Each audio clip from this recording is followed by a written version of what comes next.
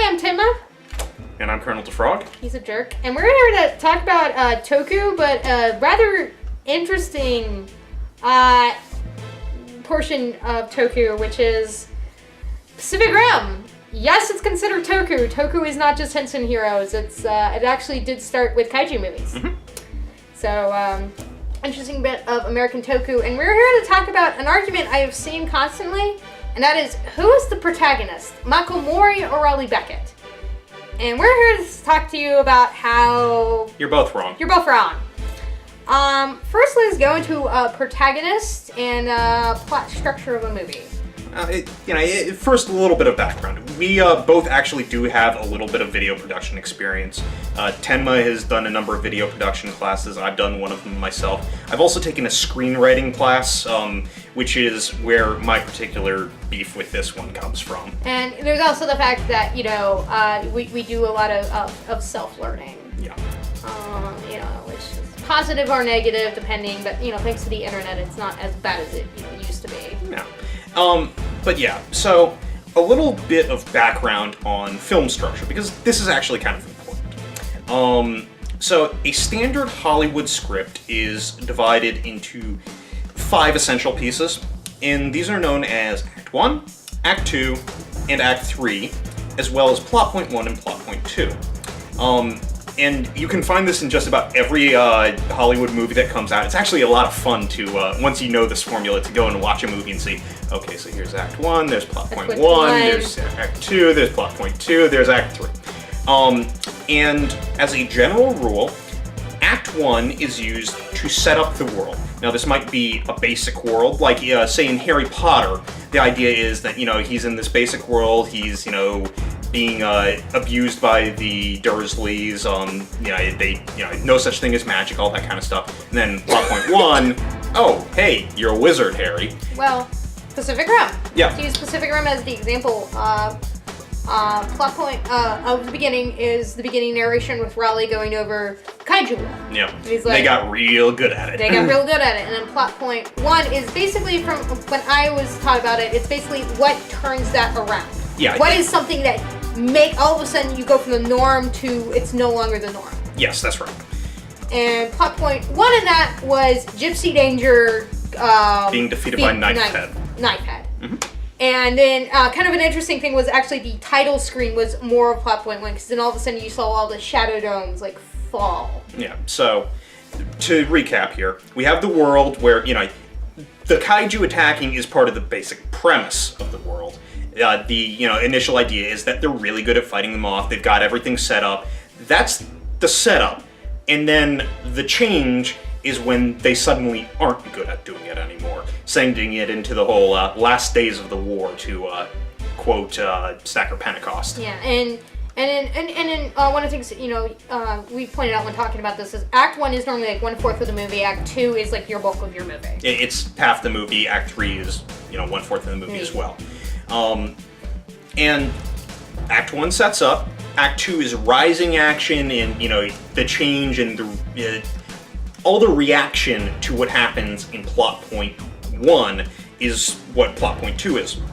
And this leads on to, Plot Point 1 and Act 2 is. And all of Act 2 leads up to Plot Point 2, which is also often called the climax. That's, in Pacific Rim, we've kind of debated, but it really it's the Hong Kong fight, and it really kind of kicks off when Newt drips with the portion of the kaiju. Mm-hmm. Yeah, and everything kind of changes there.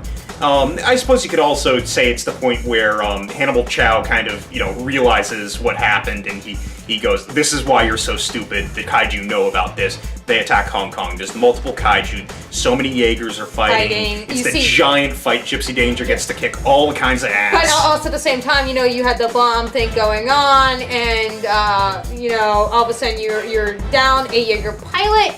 You're down 2 Jaegers. Yeah. Very intense charge kind of stuff. And then what Act 3 is it's falling action. It's where you come back down to, reality, so to speak. And that's pretty much what you have at the end there. It's yeah, sure, there's a Jaeger fight, it's underwater, there's big kaiju, there's the explosions and all that kind of stuff. But if you actually really think about what happens in the third act and, the whole attack on the rift, it's more emotional, like, it ends a lot of emotional things. Yeah. Stacker Pentecost is able to let go of Mako. Mako did already kind of,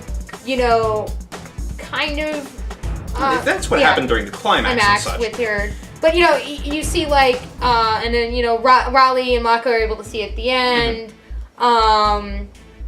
There's these kind of emotional, and then they save the day. Yeah. But, as Raleigh it's put coming down from the high of Hong Kong. And as Raleigh put it, anyone can fall. Yeah, and actually, if you think about, Act 1, where they got really good at it and they were very good at holding off the kaiju and everything, well, it's a fall back down to that bit where they've won the war. They, have actually got it back to a level where the PPDC has won against the kaiju. So, now what does this have to do with the protagonist? Protagonist is someone who is present in all acts, and... And here's the important part. They're the driving force behind the plot. Now, I've seen this debated, and that is people debate who the protagonist is. Is it Raleigh or is it Mako? And the debate kind of does come from a very truthful thing I have seen on Mako Mori's end of things is the protagonist does not have to be the viewpoint character. Which is very true. Which is very true. It's more than likely the viewpoint character. It's easier to write that way, but so much easier. But for the most part, it's it doesn't have to be that viewpoint character. But the main thing I've seen of Mako was it's all tropes of why she's the main character, or why not the main character, but why she's the protagonist. And I'm like, no. Like, she gets the cool entrance scene, and, And she's a badass. And she's a badass. She's got a lot of character development and all that kind of stuff. And it's all true. It's all true. And then, and there's Raleigh, who's, Well, yeah, I mean, Raleigh is, he's the standard white leading male. He's the British guy who's playing an American. Yeah. But he's the American for the Actually, plot. I found that very funny, that I think it was, like, mostly a British cast playing Americans. Yeah, but, he fits the general conception that we have. He's the white guy, he's kind of big, he's muscly, ruggedly handsome, whatever. He's there throughout the entire movie, which, is kind of important. He's the one who does the narration at the beginning. So, there's reason behind that. Yeah, but, Mako kind of has something that is absent that really does detriment to her, which, is she's not present in, you have to be present in all the acts. She's not present in Act 1. Yeah. She's just not there. Like we said, Act 1 is defined, it cuts off at the point where Gypsy Danger go crunk on the beach. So that brings us back to Raleigh, and, well, of course, he's got to be the main character. He's in the whole thing. He's the guy who you follow through the entire thing. It's easier to write scripts that way. People like it better most of the times because of the fact that, that's the person who's, if the main character is the one who's pushing the plot forward, it's empowering. So, but here's the thing. And this is kind of a test that I talked to you about. On a protagonist is, if you take out the protagonist, does the plot points change? So let's go ahead with a little exercise. And let's take out Raleigh. Well, you can always train another pilot.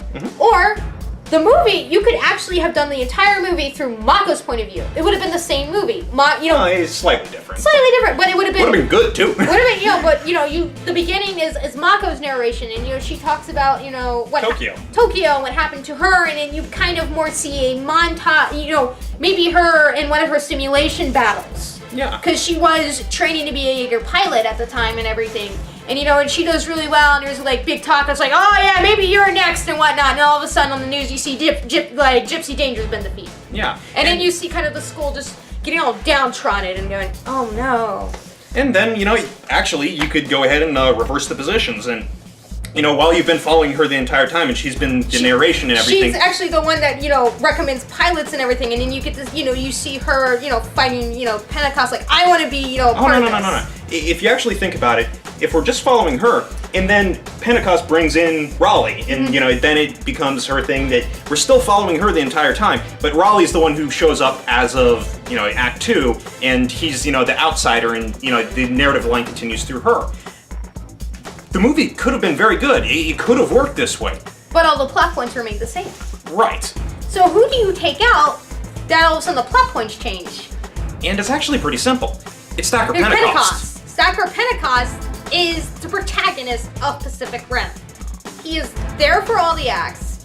He's the commander that is behind the thing in Gypsy Danger. When Gypsy Danger falls. Yep.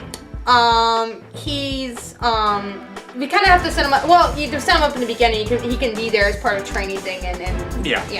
Here, let's put it this way, folks. The setup in Act 1, while he is there and he is, doing the things that he's doing, it's not quite as important when, you got the initial narration. He doesn't have to be there during it because he's implied to be in there. But that's just the setup. That's exposition, really. That's what it is. But the first part that comes into plot is him going ahead and ordering the Becket boys. The Becket boys, too. Out in Gypsy Danger to fight. He's the one who's, in command of the base. He's the one who is pushing the plot forward. He's there recruiting Raleigh. He could have, if Raleigh sent out, he'd been like, fine, I'm going to train another pilot. And you could have just not have Raleigh in the entire movie at all.